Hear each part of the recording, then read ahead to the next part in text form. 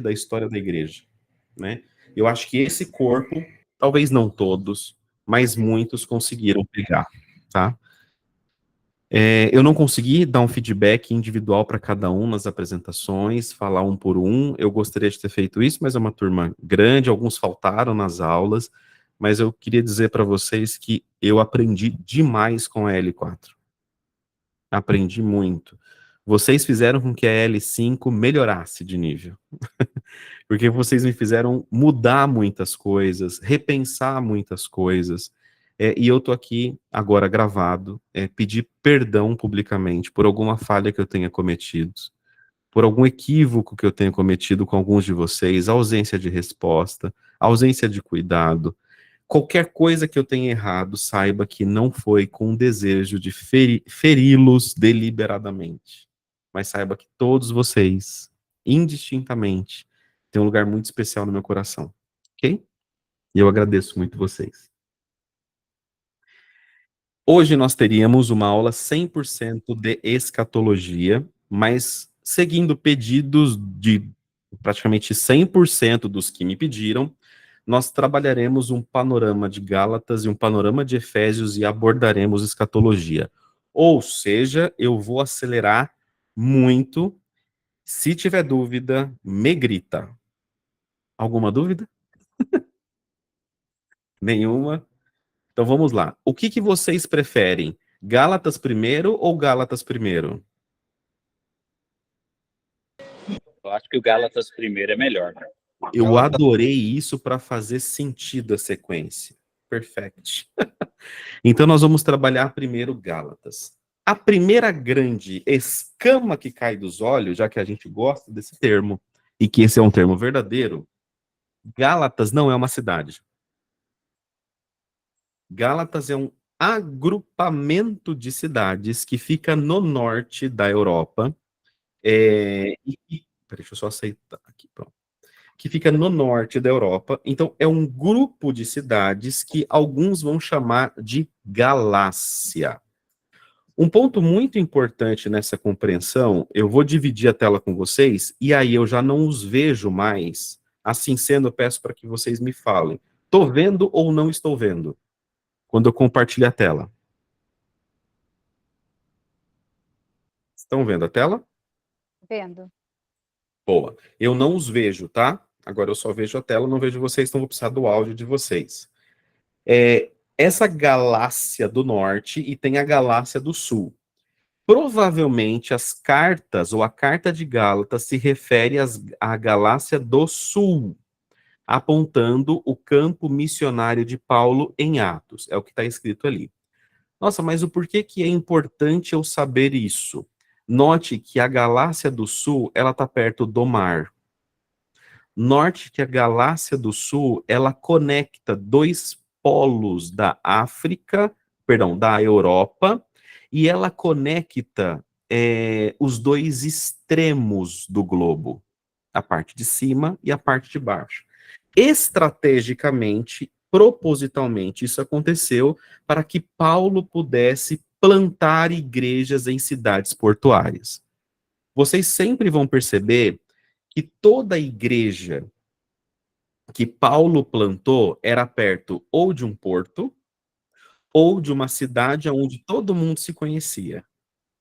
Por que porto? Porque tinha trânsito de pessoas ininterruptos, e por que cidade que todo mundo se conhecia? Porque esse falava com esse, que falava com esse, que falava com esse, e a mensagem chegava mais rápido. Então, nossa, pastor não, professor Bruno, estava em reunião com a igreja, 10 minutos atrás, a igreja. Então, mas como assim, professor? Isso também se reflete nos dias atuais? Sim, isso não mudou nada. Você vai perceber que as igrejas estão todas no Brás. Já perceberam? Não é só CCD. A Celso Garcia é uma rua de igrejas. É o que Paulo ensinou. Se dá locais que tenha trânsito de pessoas. Você vai notar que as igrejas ou ficam no alto de uma montanha ou no morro. Lembra que você, quando passava na estrada, ficava vendo a sua igreja? Isso acontece só com você? Não, acontece com os irmãos de todas as igrejas. Porque normalmente, aonde tem fluxo de pessoas ininterrupto, são plantadas igrejas. Beiras de estrada, beira de rodovia, próximo de metrô, próximo de porto, próximo de terminal de ônibus, é aonde as igrejas deveriam ser plantadas, tá? Isso é plantação de igreja pura. Quando a tela voltar para vocês, vocês me falam no áudio, por favor. Vou só pegar minha Bíblia. Apareceu, gente? Sim. Apareceu. Sim. Maravilha. Então, lê para mim qual que é o versículo-chave da carta. Eu vou esperar.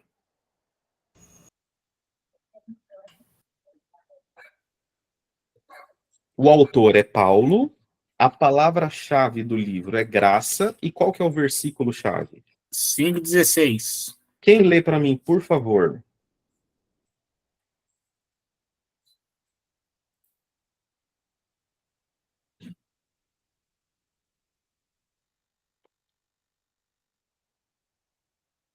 Alguém? Por isso digo, vivam pelo Espírito e de modo nenhum satisfarão os desejos da carne.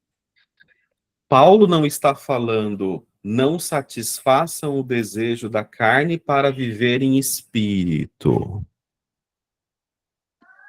Paulo disse o quê, irmã?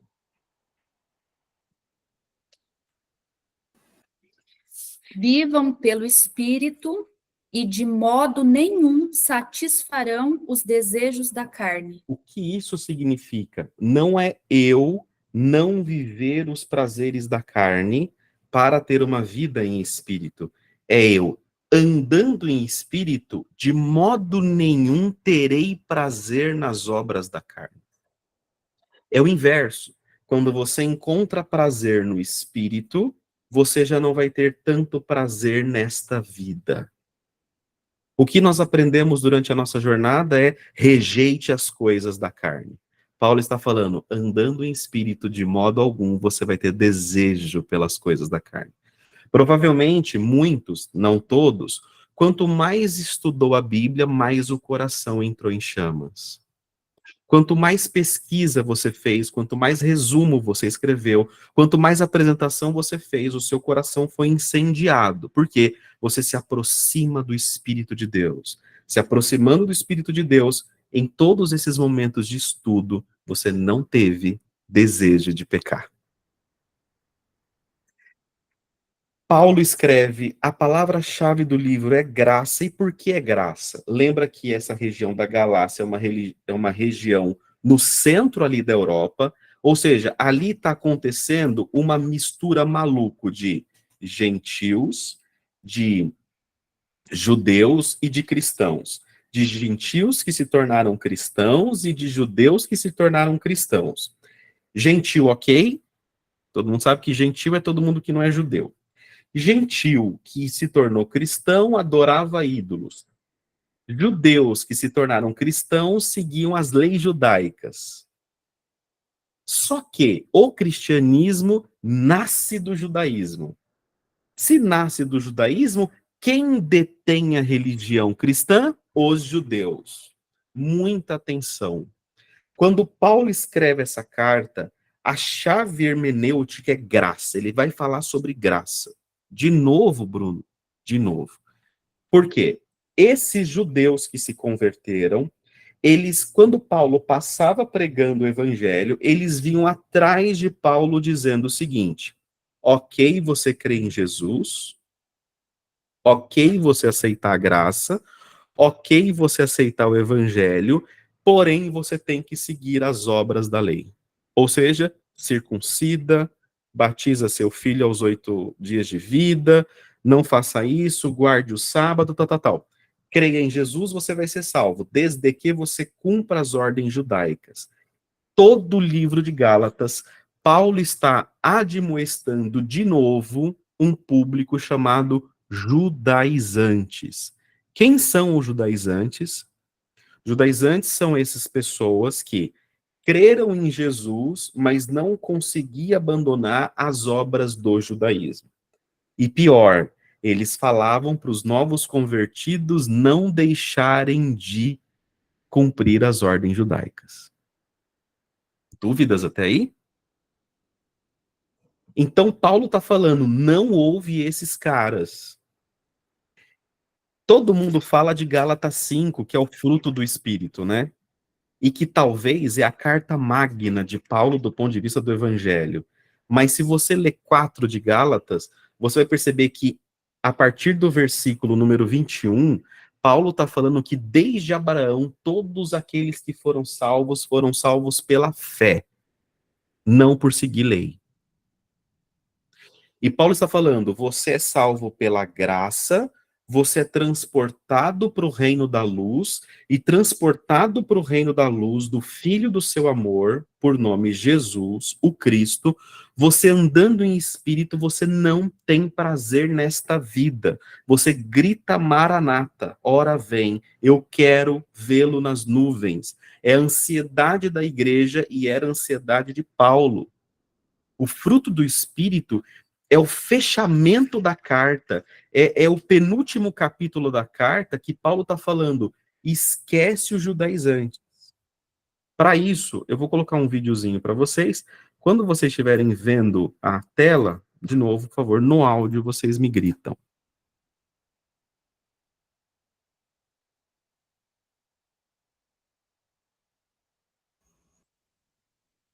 Turma?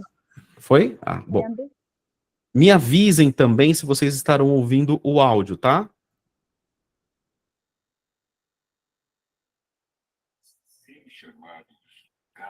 Vocês ouvem o áudio? Tá baixo. Sim, Tá tá baixinho. baixo. Baixinho.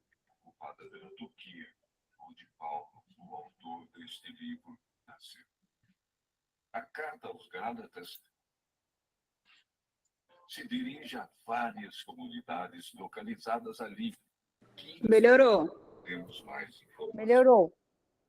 Sabemos apenas que, entre tantas cidades localizadas na província da Galácia, Paulo fundou comunidades em Antioquia da Psídia, Icônio, Listra e Derbe, durante a primeira viagem missionária do apóstolo. Os judeus estavam presentes em todo o Império Romano. Muitos deles se converteram ao cristianismo, e dentre os convertidos, muitos queriam de toda forma impor a lei cerimonial do Velho Testamento sobre os novos cristãos. Na Galácia, os judeus agiam com truculência. Ali se tornaram fortes ameaças contra a doutrina dos apóstolos. Eles davam a entender que o evangelho estava incompleto. Para conseguirem o apoio do povo, procuravam enfraquecer a autoridade de Paulo. Então atacavam a legitimidade do seu trabalho, uma vez que, historicamente, Paulo não figurava entre os 12 apóstolos, nem tinha andado com Jesus. Por isso, na carta aos Gálatas, Paulo não apenas se defende com veemência, mas também censura e ataca os inimigos da fé. Queridos, esse canal aqui que eu trouxe é o canal da Assembleia de Deus, tá? É um canal extremamente sério e muito bom, narrado pelo grande Cid Moreira. Para quem gosta, eu gosto dele narrando. Os judaizantes eram extremamente inteligentes. Os judeus são extremamente inteligentes. Então, se eu quero desqualificar o discurso de alguém, muita atenção aqui, eu desqualifico a pessoa. Se eu quero invalidar o discurso da irmã Jeane, eu desqualifico ela, eu falo, ela torce por Corinthians, ou ela torce por Palmeiras. São paulinos, não as ouça. Não a ouça. Eu desqualifico a pessoa, e esse é um termo chamado ad hominem. É quando eu ataco o irmão Igor para que vocês não ouçam os discursos do irmão Igor. Então, o que os judaizantes faziam? Paulo é um pecador. Como que vocês estão ouvindo aquela pessoa? Por mais que a mensagem que está sendo ensinada é a mensagem bíblica, se a pessoa não encontra defeitos e problemas na mensagem ensinada, eles farão isso com vocês. Você viu aquela irmã, ela usa brinco. Como é que você ouve ela? Você viu aquele irmão, ele não guarda o sábado. Como é que você ouve ele? E se eu invalido a pessoa, logo eu invalido o discurso. Isso é utilizado na política. A ideia do político é bom, a ideia do líder é bom, mas eu falo, ele não é bem sucedido, ele é um bandido, ele é isso, ele é aquilo, logo as pessoas não os ouvirão. Então os judaizantes falavam assim, Paulo nem viu Jesus, como é que vocês acreditam no que ele está falando? Então todo início de carta de Paulo, ele escrevia assim, eu apóstolo de Jesus Cristo, não por homens, mas pelo próprio Cristo. Paulo enfatiza isso a cada centímetro escrito. E o judaizante, ele é truculento, como nós vimos no vídeo. É tipo assim, cara, você acha que você entendeu o evangelho? Você não circuncidou. Você está deixando uma tradição de 5.000 anos escrita na própria Bíblia por um negócio chamado evangelho que você aprendeu por um cara que é um pecador, que é Paulo. Sabe por que ele é pecador? Porque ele abandonou a lei. Isso para você é familiar? Isso é judaizante. O judaizante é o apaixonado pela lei e que não aceita a mensagem do evangelho. Em Gálatas, nós vamos entender o que, pela primeira vez, nós vamos ler um termo chamado cair da graça. Da graça tens caído. E o que significa cair da graça? Cair da graça é quando eu não aceito a mensagem do evangelho para continuar seguindo a lei. Não significa quando eu peco.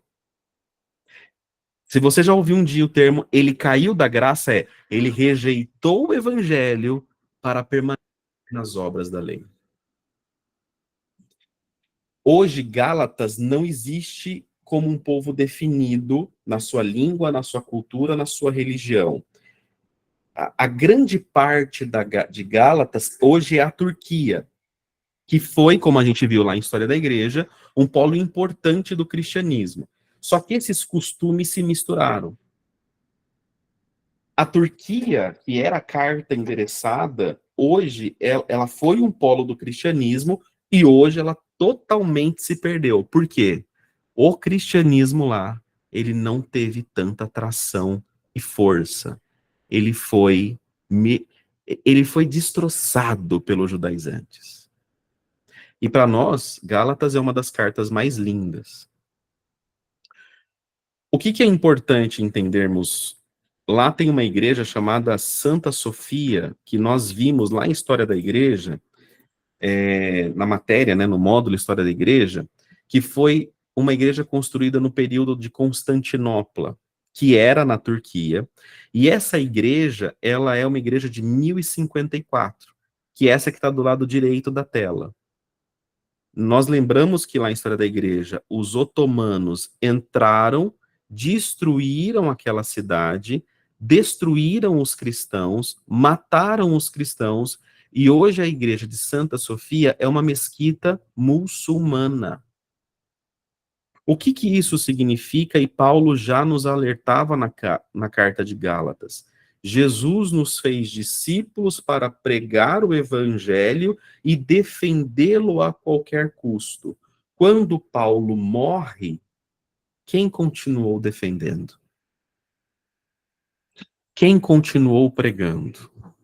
Grande parte das pessoas hoje defendem igrejas ou atacam igrejas. Raramente pregam o evangelho. A polarização está em eu atacar ou eu em defender. Mas o que está acontecendo? Um atrofiamento da Europa e o Brasil está iniciando um processo de atrofiamento. O Brasil está num looping para baixo. Nossas igrejas vão se tornar museus. Quanto maior a sua igreja, daqui a 100 anos, maior será o museu.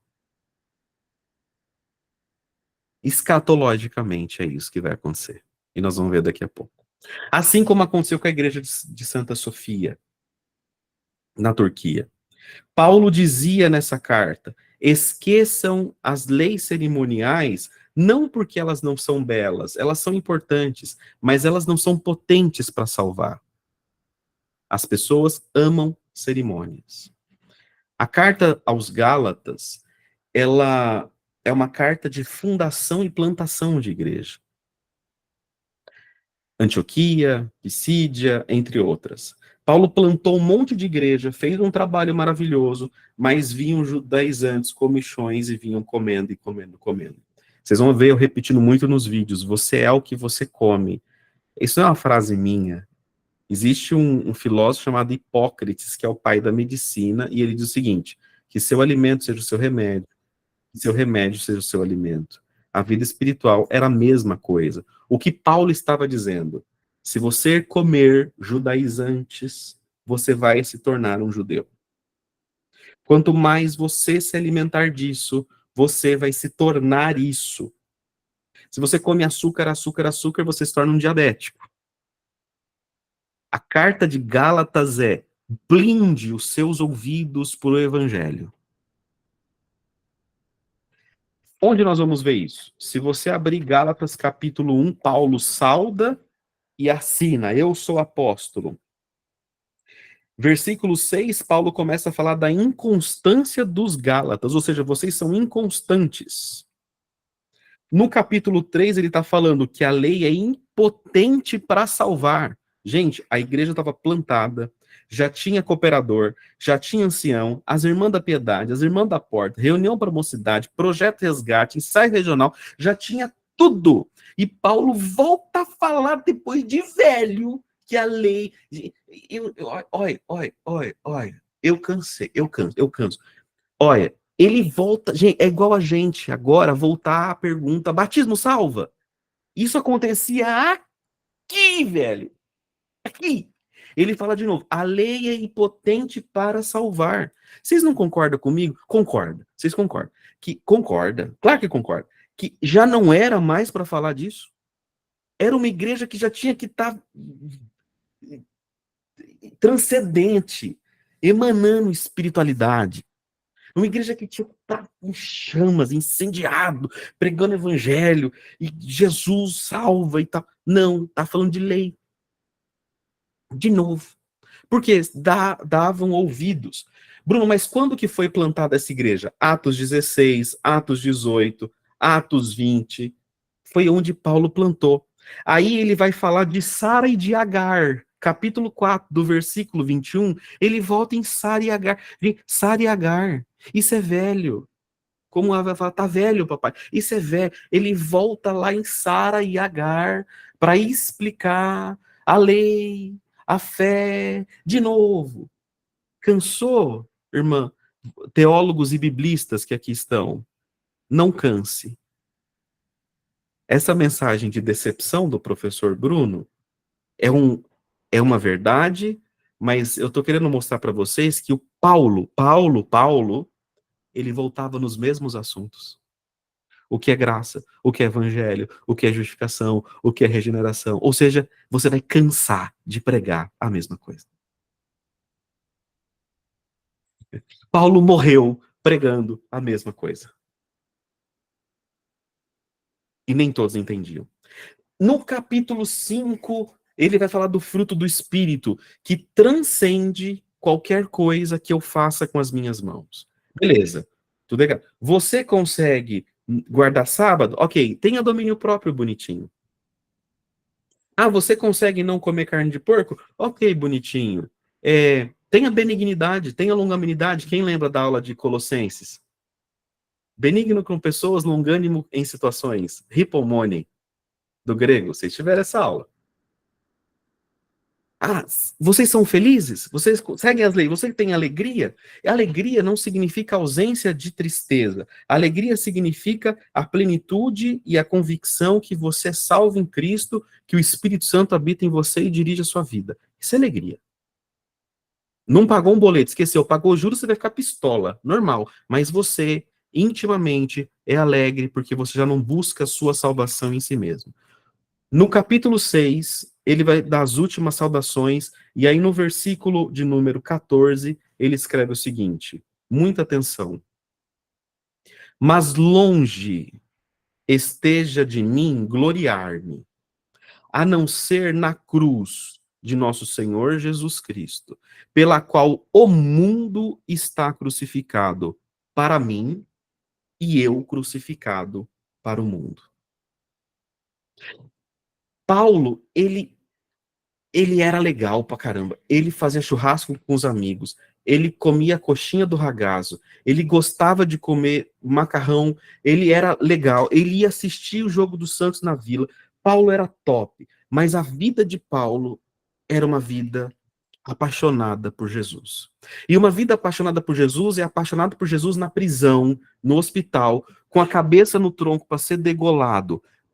A vida com Jesus é uma vida que eu falo de Jesus, eu amo Jesus, eu não tenho outra esperança que não seja Jesus. A carta de Gálatas mostra como Filipenses é muito legal viver essa vida, pescar no pesqueiro de parelheiros, mas falar de Jesus e amar Jesus é mais legal ainda.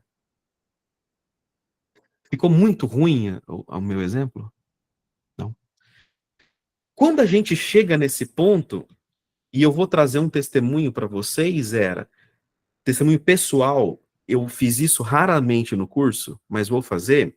No pior momento da minha vida, quando eu estava mais revoltado, mais desesperado, andando pelo Brasil inteiro, trabalhando, eu tive uma viagem que eu fui para Amapá, Macapá, no Brasil, e eu estava completamente no fundo do poço. Eu sentei no restaurante sozinho, sentou um senhor sozinho, ele falou, de onde você é? Eu falei, São Paulo. Eu falei, e você? Ele falou, eu sou de Utipátio, de fora do Brasil. Ele falou assim, qual que é o seu assunto preferido? Eu olhei para ele, no fundo do poço, eu falei, meu assunto preferido nunca deixou de ser Jesus. Ele falou, então me fala sobre ele.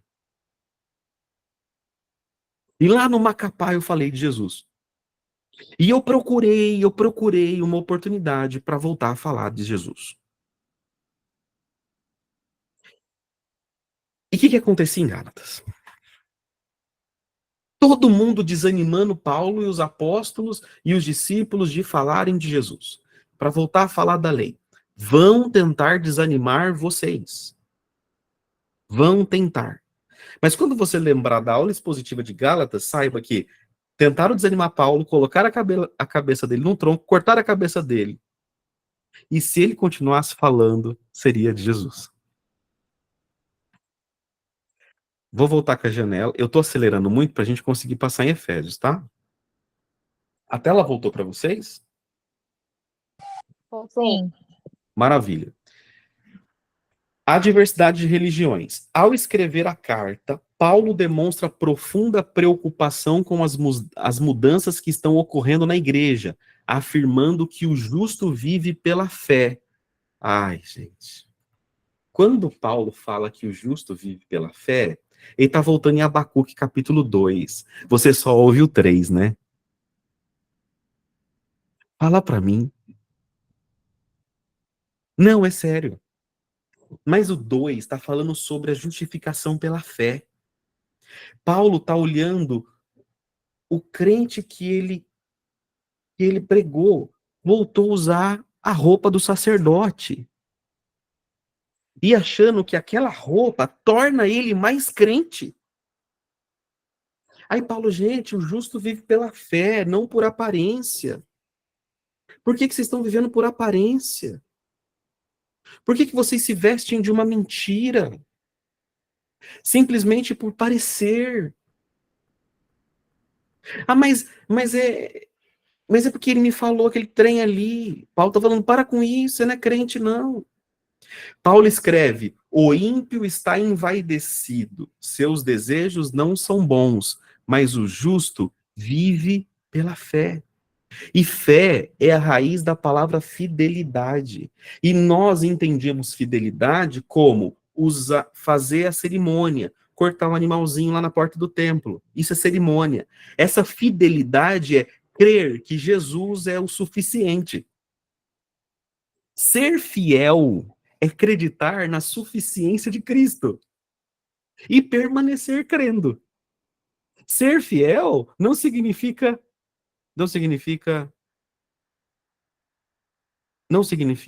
Ser fiel significa crer em Jesus e continuar crendo. Eu ia utilizar alguns exemplos que não estavam legais, por isso que eu travei. Ok? O tema central de Gálatas é a famosa doutrina da justificação. E o que é justificação? Em uma frase. Eu vejo um monte de coisa na internet dificultando isso. Justificação é o seguinte: você merecia o inferno. Porque quando você leu Mateus 5,19 16 vezes no curso da Alex durante 6 meses, você entendeu que o evangelho é um espelho na sua frente que mostra o seu íntimo, o quão corrompido, caído e pecador você é. E que até mesmo as suas boas intenções, no fundo, são más. Eu faço uma coisa legal para parecer legal. E é horrível, porque a gente sabe disso. Né? Tipo, ai, que raiva de mim. Então, eu tenho essa consciência, eu quero parecer legal. O que Paulo fala? Por isso você não é justo. Mas pior do que isso, você não é justo porque você é caído em Adão.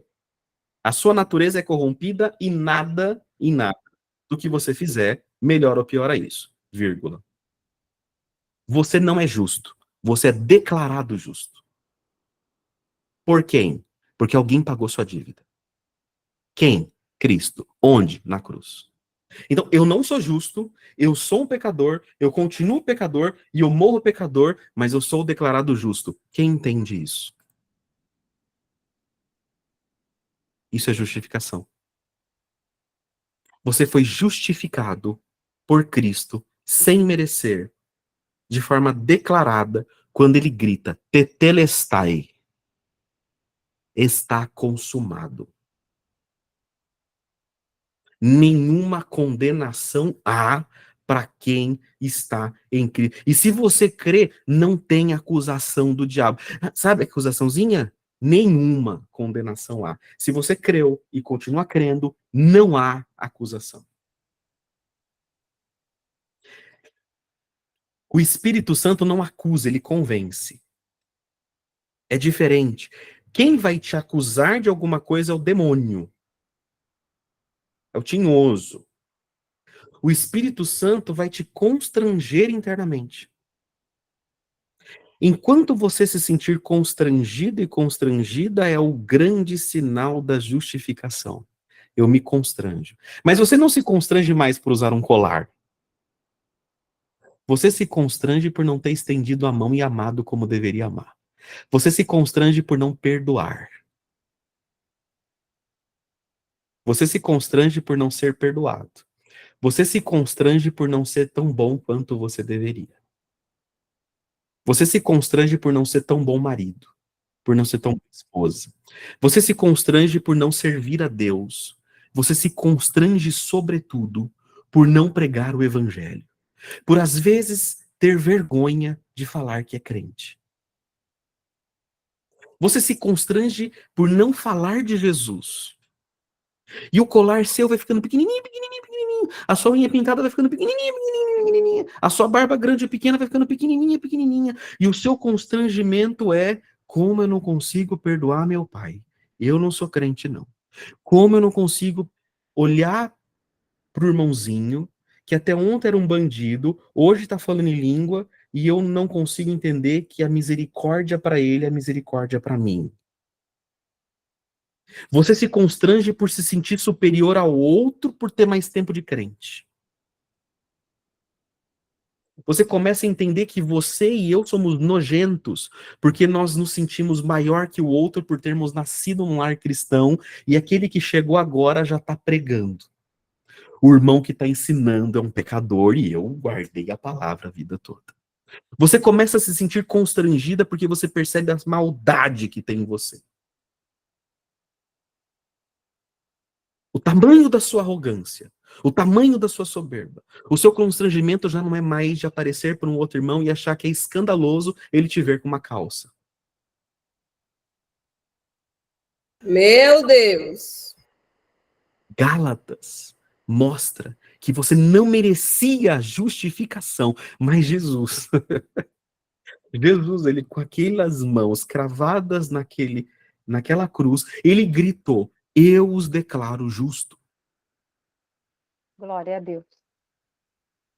Glória a Aí Deus. se Glória a conecta em Efésios, que é a doutrina da graça. Rapaz, arrepia esse trem.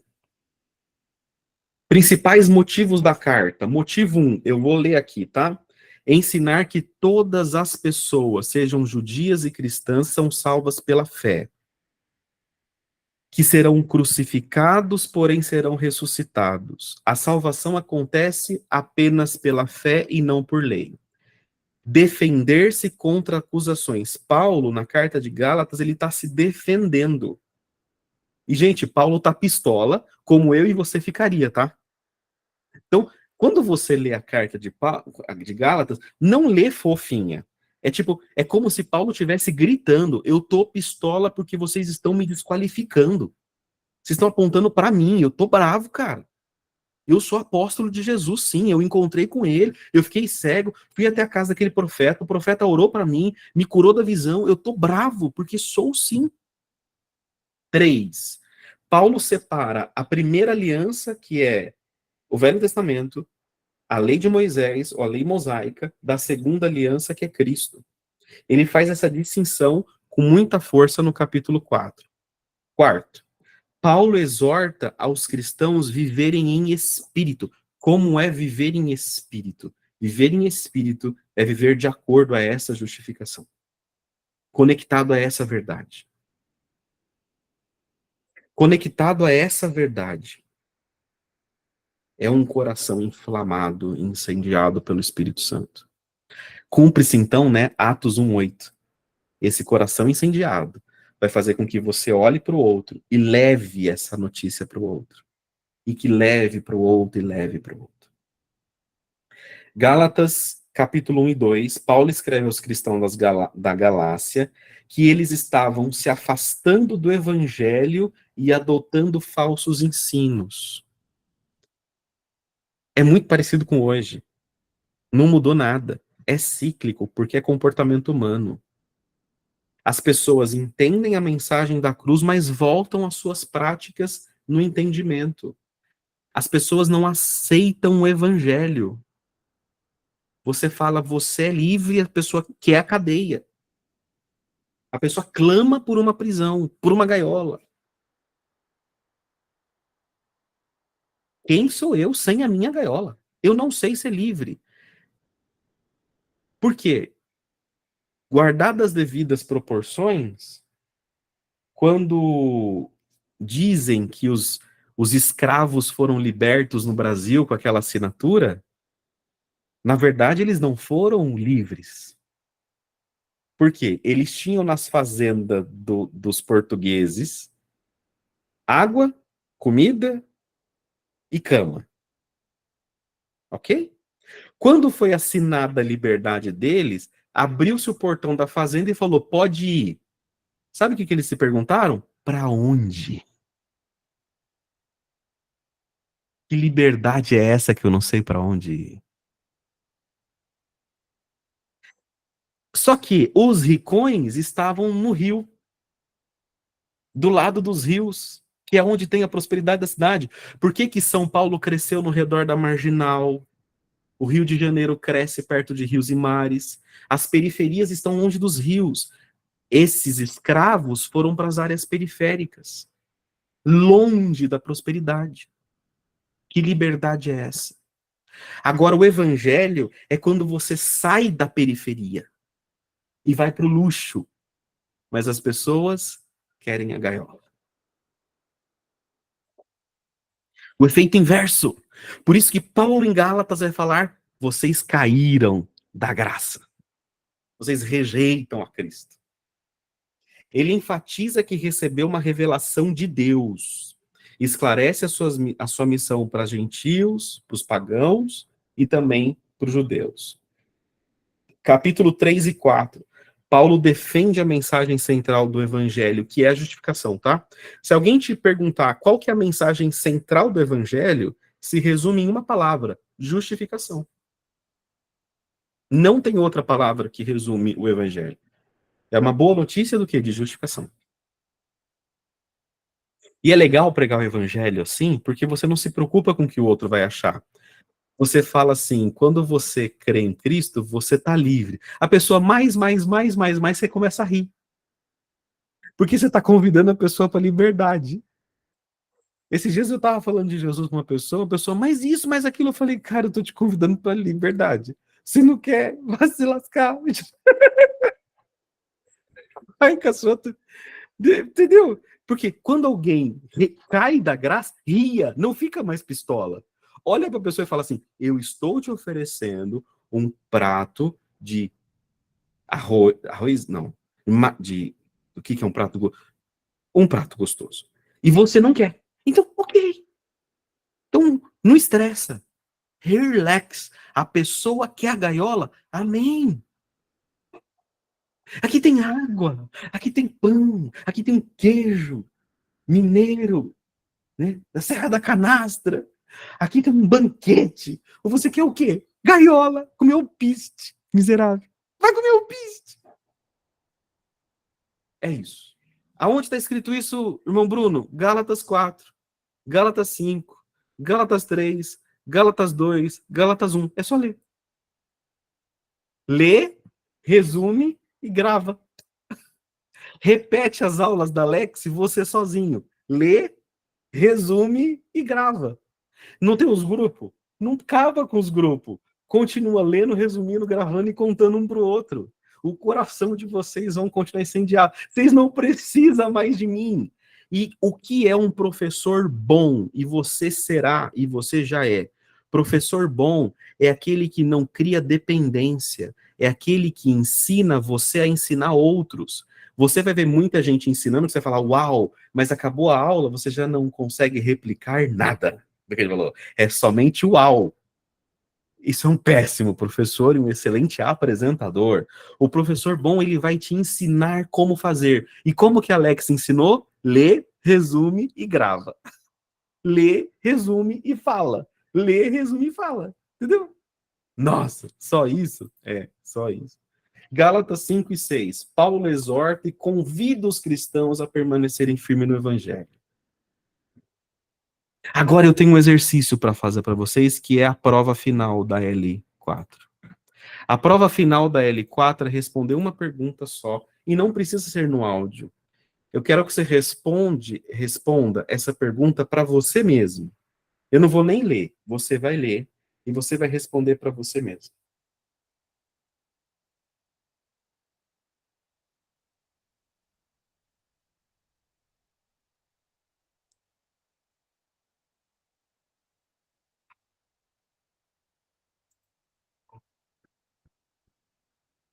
Por quê? A reflexão é, por que nós somos homens?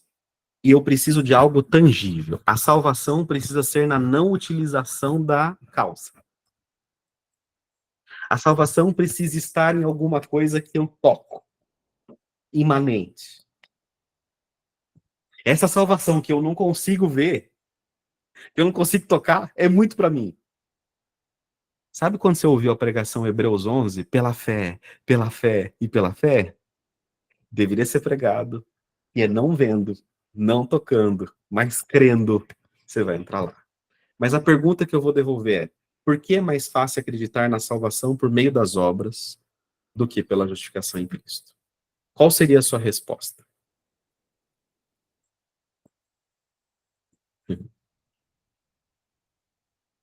Eu fico curioso para saber, mas eu falei antes que não precisava falar. Mas alguém quer falar? Não? Tá, mas eu fiquei curioso. Dúvidas, gente? Quando não conhecemos Cristo, ficamos querendo nos justificar pelas obras. Exato. E também quando não entendemos o evangelho, nós achamos que nós somos bons. E daí a gente quer ganhar a salvação porque a gente é bom, a gente tem direito porque a gente é bom. E daí é totalmente o inverso. É justamente porque a gente não merece que a gente vai ser salvo.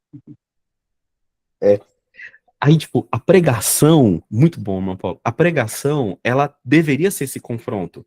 A gente deveria, pegue o seu banquinho e saia de mansinho todo o culto.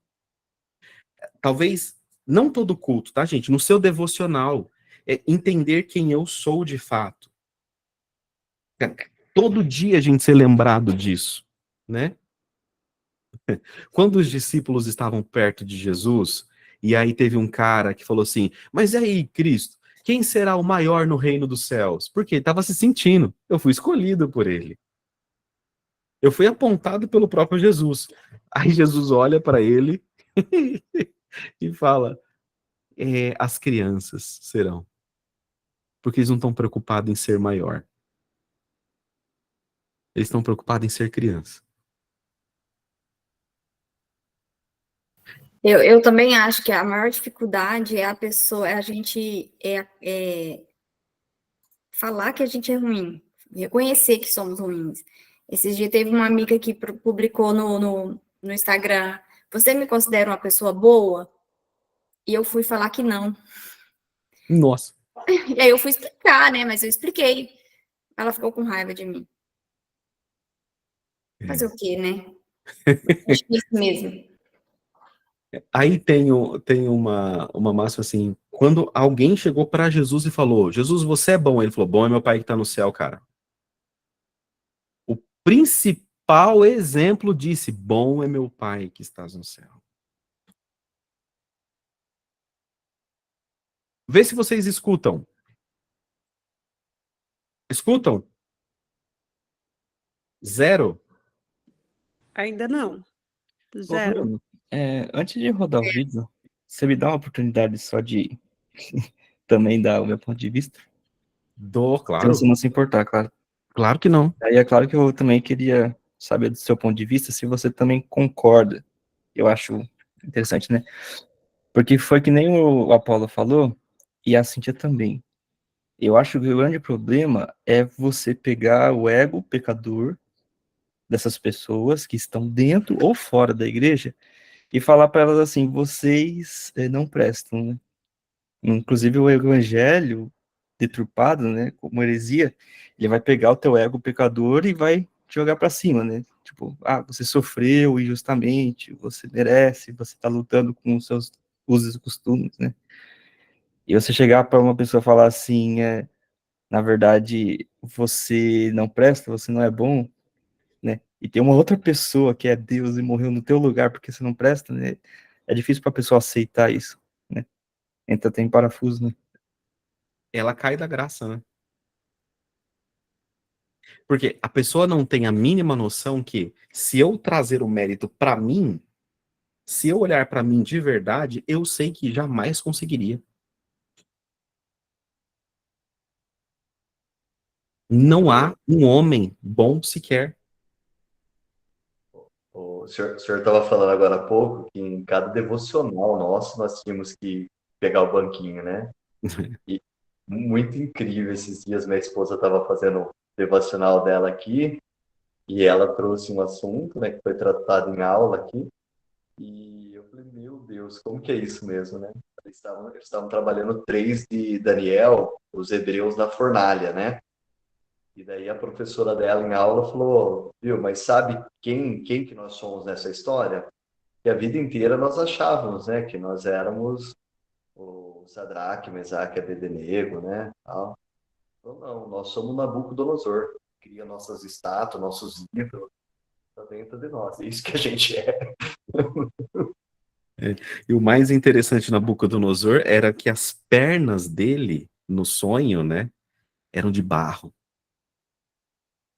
Tudo o resto era de ouro, né? Mas os pés de barro. Sensível para cair. E é isso que o irmão Paulo trouxe. É reconhecer que somos pecadores. Eu sei que a gente não tem mais filtro, mas talvez eu vou dar o último murro no estômago. Acho que vocês... a barriga está trincada no músculo. Não existe arrependimento se não houver esse reconhecimento. Quando você está conversando com uma pessoa que demonstra esse orgulho, é o claro sinal que ela nunca se arrependeu. E se essa pessoa nunca se arrependeu, ela nunca creu em Cristo. Ele nunca creu em Cristo. Vai doer. Mas se as palavras que você ouve não te colocam numa posição de arrependimento, você nunca creu. Porque você nunca precisou se arrepender. Se arrepender do quê? Eu não sei o que eu fiz de errado. Você não sabe o que você fez de errado porque você nunca ouviu. Vocês acompanharam ou não? Então, como você creu, sendo que você nunca se arrependeu? O arrependimento antecede o crer. Eu creio, ou me arrependo, ou eu arrependo, depois creio. Mas o arrependimento está conectado intrinsecamente.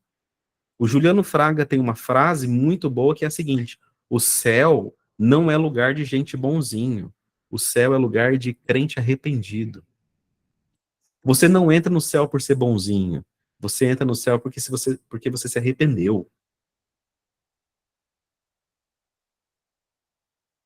Tá, mas se eu não escuto palavras, se eu não prego para mim mesmo, se eu não leio a palavra, como que haverá arrependimento?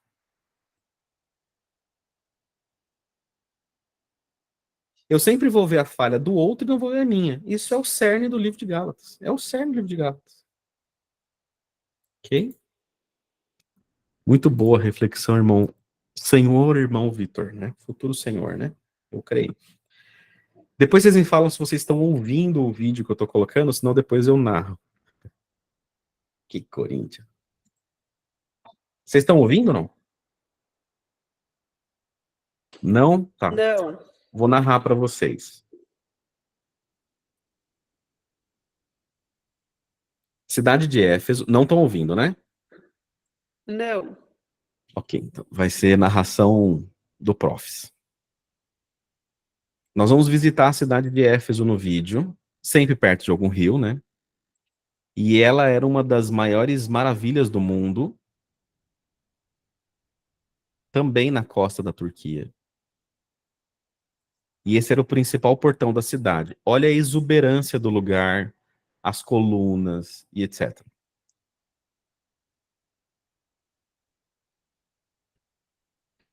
Ou seja, era uma cidade extremamente bem desenvolvida. E essa beleza, ela hoje é isso. Hoje, isso é uma foto real, tá? De hoje. Esse teatro, que é o teatro um dos mais antigos do mundo, foi onde Paulo pregou. Na cidade de Éfeso, tinha a maior biblioteca da época. Olha o tamanho do teatro. Nós estamos falando, gente, de 2.000 anos atrás. A capacidade do teatro era para 25 mil pessoas. E essa cidade, ela girava em torno da adoração a uma deusa.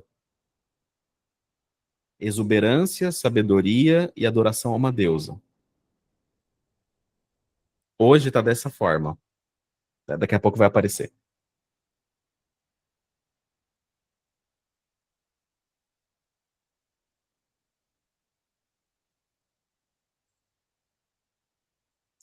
Paulo esteve aí, tá? Pregando.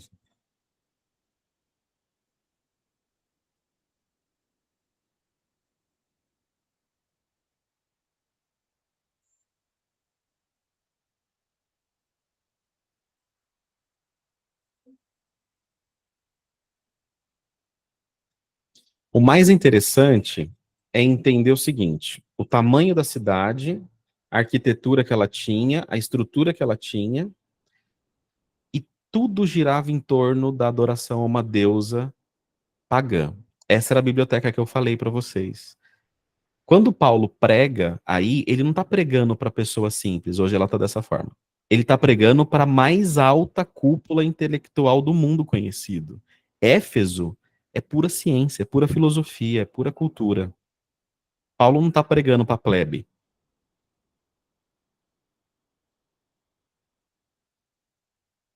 Só que era uma cidade totalmente dividida em...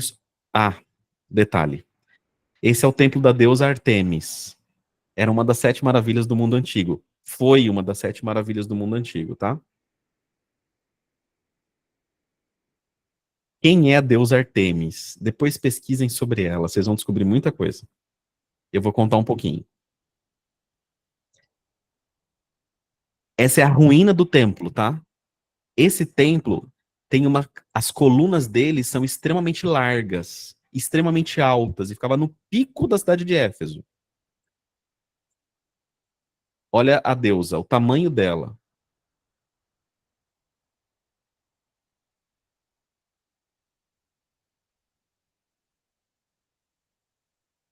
Também conhecida, ela era conhecida por vários poderes, entre eles a fertilidade, a deusa da guerra, enfim, várias coisas que ela fazia, que se alega que ela fazia.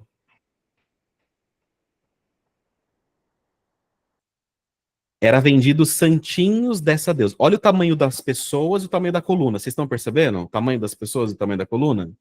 Deu para ver? Sim. As pessoas, olha, isso aí são seios dela, são vários seios, tá vendo? Por conta da fertilidade dela.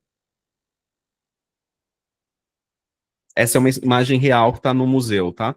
Olha o tamanho da coluna e olha o tamanho das pessoas. Ou seja, era suntuoso o templo. E aí eles estão vendendo os santos na frente. E estão admirando o templo. Gente, admiração de templo é idolatria. Admiração de templo é idolatria.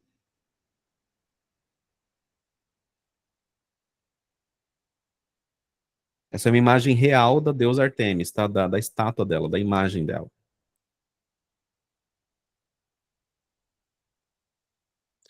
Olha a beleza disso. Deus é uma fonte de amor que envia ao mundo. Por que eles faziam templos desse tamanho? Porque quanto maior o templo, maior o tamanho do seu Deus. Quanto mais belo o templo, maior a beleza do seu Deus.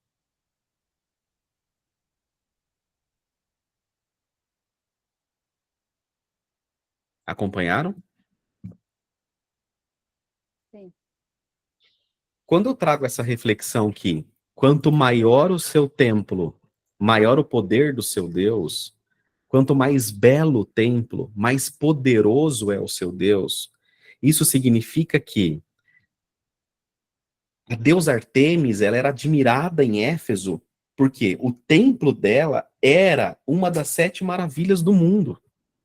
A coluna, um homem, ou vários homens, eu não sei ao certo, mas já ouvi que eram necessários 10 homens de mãos dadas para abraçar uma coluna do templo. Uma coluna do templo. Então, quando você olha para a carta de Éfeso, esse o cenário. Filosofia, divisão, adoração extrema deusa de Éfeso, que era a deusa Artemis. E aí a gente começa a narração da carta. Quando vocês estiverem vendo a tela, por favor, me dê um ok.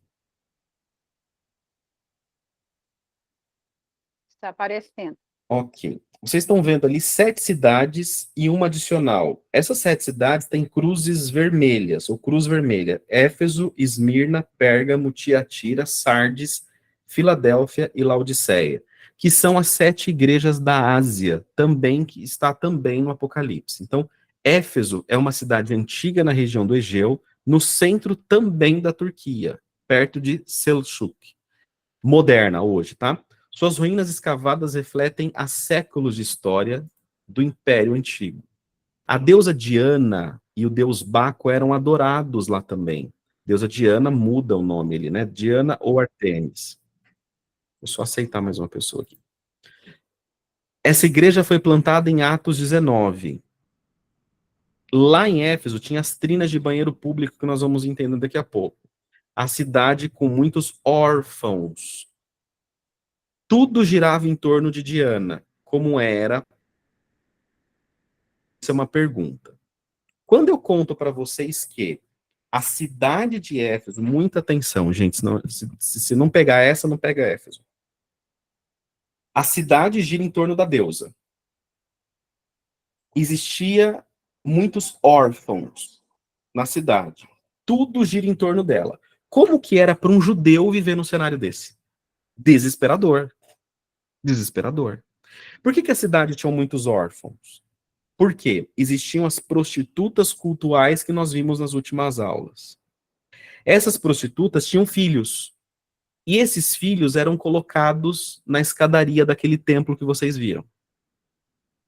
Ou espalhados na cidade. Como que você sabe disso? Estudando historicamente a cidade de Éfeso. Esses órfãos eram jogados ali. Uma das preocupações do apóstolo Paulo é com órfãos e viúvas, por conta desse cenário. Fez sentido? Bom, Muito sentido agora. que bom. Vamos seguindo a carta de Éfeso, vendo essa divisão, essa problemática da adoração a Deus Artemis ou Diana e a Deus Baco, eu vou colocar um vídeo agora, ver se vocês conseguem ouvir o áudio. Conseguem? De Paulo, o autor deste livro, Sim. era uma das maiores cidades do Império Romano. Localizava-se às Tudo aquilo que eu mostrei para vocês, tá aí, as ruínas. fica hoje a Turquia. Quando escreveu a primeira carta aos Coríntios, Paulo estava em Éfeso. Talvez por isso, diante da grandiosidade das suas construções, comparando a um edifício, o apóstolo fala sobre o valor do povo de Cristo. Paulo fundou a comunidade em Éfeso por ocasião da sua primeira visita durante a segunda viagem missionária. Na segunda vez em que foi à cidade, permaneceu lá durante um período superior a 2 anos. Paulo fez de Éfeso a sua base para os trabalhos. E com isso, naquele período, toda a Ásia Menor foi evangelizada. Há forte indício de que as 7 igrejas mencionadas no Apocalipse foram fundadas nesta época. A permanência de Paulo em Éfeso foi interrompida por uma grande perseguição. Através das pregações do apóstolo, muitos se converteram a Cristo. Com isso, o comércio das imagens da deusa Diana estava se enfraquecendo. Com toda a fúria, os fabricantes de ídolos provocaram tumulto, tentando fazer com que Paulo fosse publicamente condenado por pregar uma doutrina que estaria prejudicando a cidade. O propósito da carta aos Efésios foi disciplinar os judeus rebeldes que haviam se convertido. Por isso, o tema principal é a unidade e respeito mútuo da gloriosa liberdade dos filhos de Deus. O mais interessante é quando ele fala da gloriosa liberdade. O epicentro da adoração à deusa Diana barra Artemis, isso é grega e romana, essa é a imagem dela. A plantação dessa igreja acontece em Atos 19, através de Priscila e Áquila, ou seja, Priscila e Áquila eram os cooperadores de Paulo nessa cidade, cooperavam com ele. Paulo encontra alguns discípulos de João Batista e ele anuncia a verdade do evangelho. Depois que ele pregou durante 3 meses numa sinagoga em Éfeso, neste tempo, judeus endurecidos rejeitaram o evangelho e se tornaram violentos opositores dos cristãos, ou seja, começaram a perseguir e matar os cristãos. Só que a igreja de Éfeso começou a crescer de forma extraordinária. E o que aconteceu com o crescimento do cristianismo? O que ele causou lá? Lembra do templo? Sim. Lembra que a cidade gira em torno do templo, a venda dos santos também. Quanto mais crente, menos gente comprando santo. Quanto menos pessoas comprando santo, mais gente ficando pobre. Os que desenham santo vendendo menos. Então, Paulo pregando o evangelho, ele afeta a economia da cidade. Paulo afeta a cultura. O evangelho afeta todo o sistema da cidade. Aí a pergunta, gente. O que o evangelho está afetando no Brasil? As pessoas estão falando, eu encontrei o verdadeiro evangelho, mas nada muda. Nem as famílias. Então, um olhar com uma teologia séria, um olhar bíblico sério é o que está mudando. Tem pessoas às 10, 15, 20, 30 anos também dentro da igreja que não muda. E pessoas que saíram dela entendendo o evangelho que também não mudam. Quando Paulo pregava o evangelho, mudou-se a cidade. Avivamento não é você falar línguas. Avivamento é mudança de rota.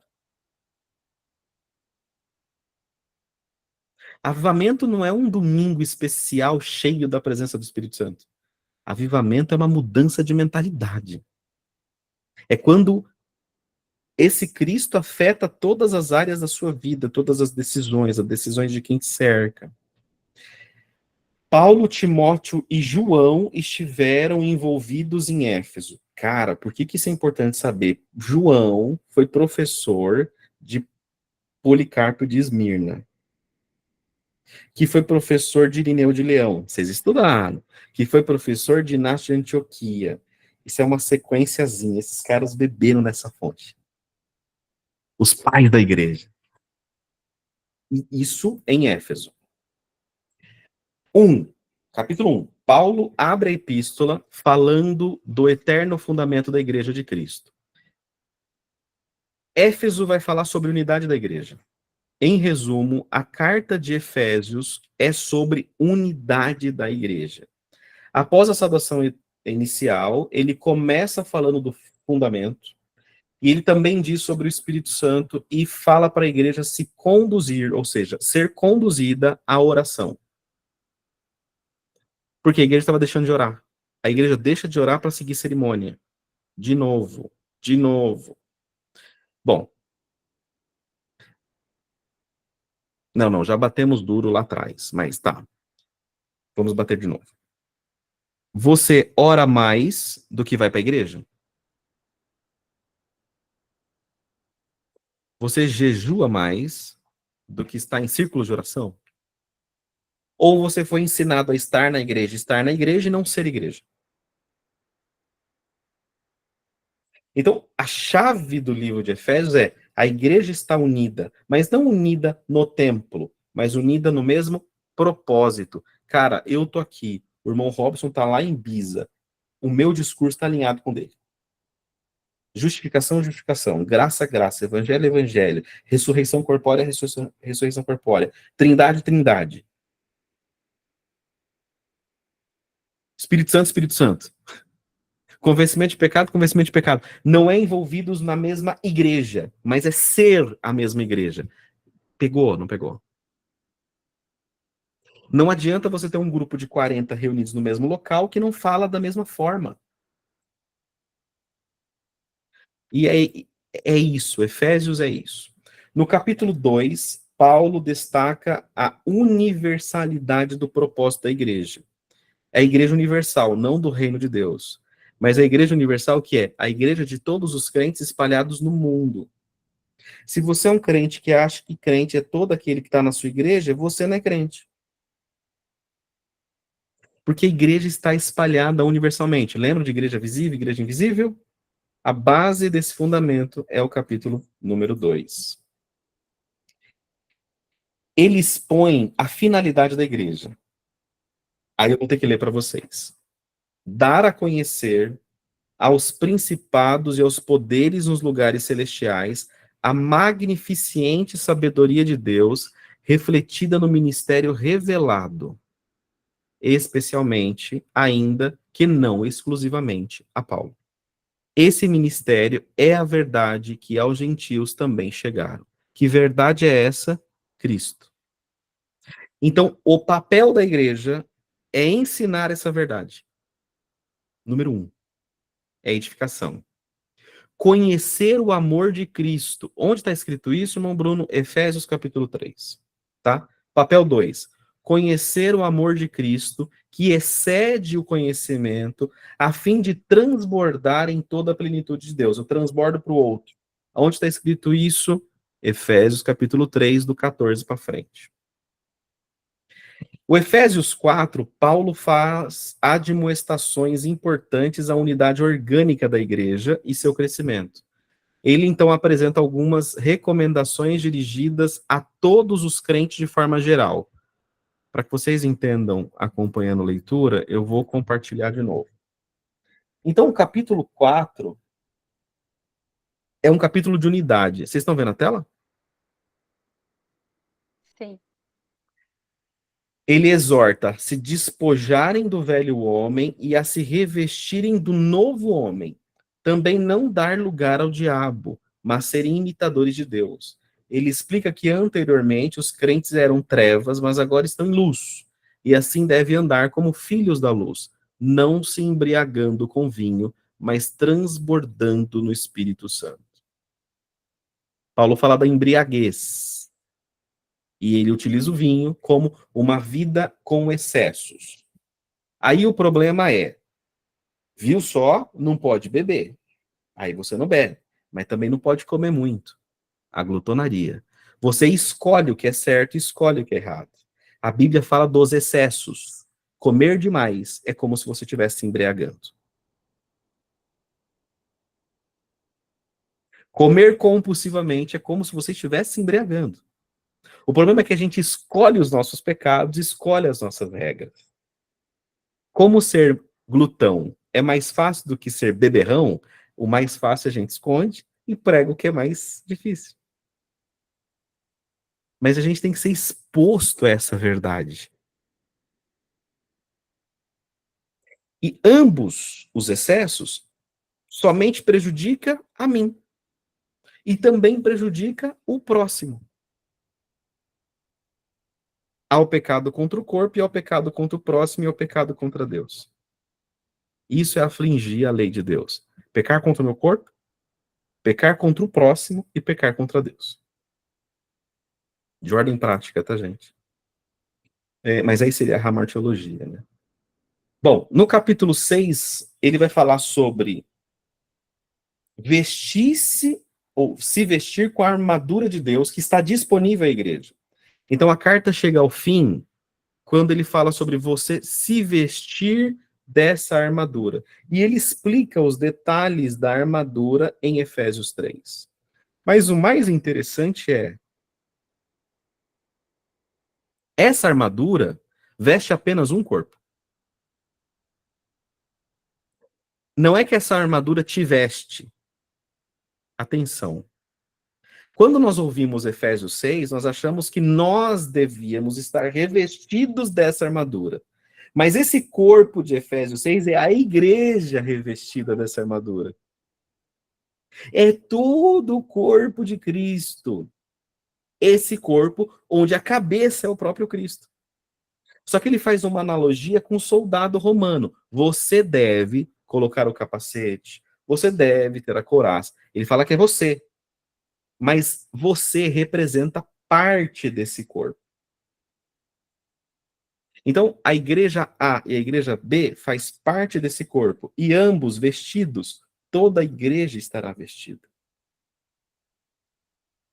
Por que ele usa armadura? Simplesmente porque Efésios é um lugar na Turquia que passou pelo domínio do Império Romano. Simplesmente por isso. Não há mistério. Não tem mistério. E ele termina com uma saudação. Eu vou fazer um convite para a gente ler Isaías 59, 17. Quem achar, por favor, lê para mim, porque eu estou falando bastante hoje. Eu vou precisar tomar uma água. Isaías 59. Vamos primeiro Isaías 49, vai. Isaías 49, versículo 2. Vocês vão entendendo agora a armadura. Quem achou Isaías 49? Ele fez com que as minhas palavras fossem cortantes como uma espada afiada e me protegeu com a sua própria mão. Ele me fez igual uma flecha pontuda, uma arma que ele guarda até o momento de ser usada. Ou seja, vocês estão comigo aqui, não estão? Isaías pregava o Cristo. Cristo. Cristo é o Evangelho. Espada do Evangelho. Isaías já usava a espada do Evangelho. Paulo simplesmente pega esse componente de Isaías, que corta como dois gumes ali, e joga em Efésios 6. Pegou? Vai lá, Isaías 59, 17.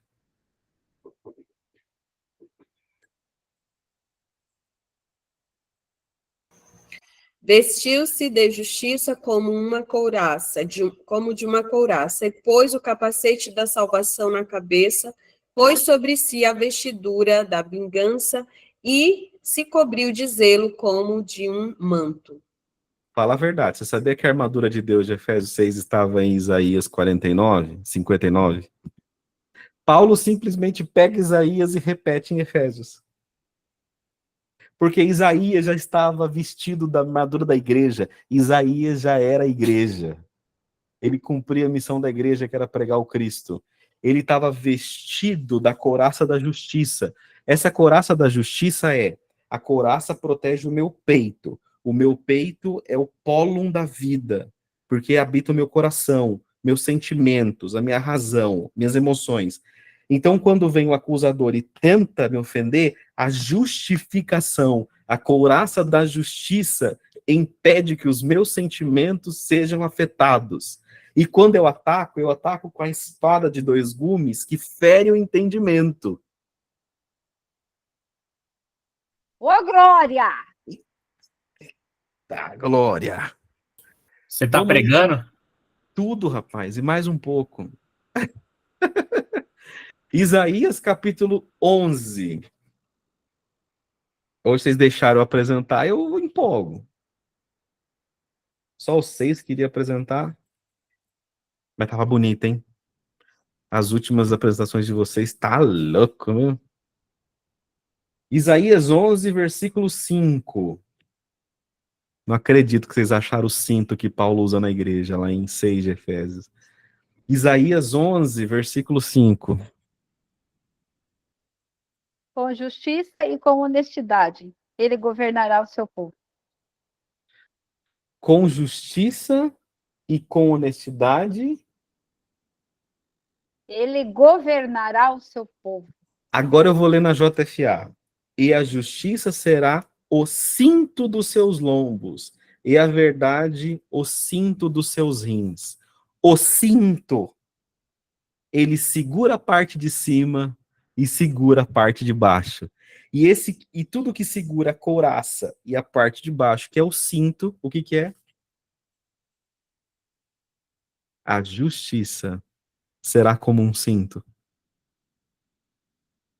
O que sustenta toda a armadura é a justiça de Deus em nós. O ponto é, Paulo, ele usa a couraça romana, a armadura romana, mas isso já foi ensinado por Isaías 2.500 anos antes. Porque essa armadura é o evangelho. Essa armadura é o próprio Cristo. Porque ele é a espada, ele é a justiça, ele é a boa notícia, ele é a salvação. Então o capacete é Cristo, a couraça é Cristo, tudo é Cristo. Dúvidas?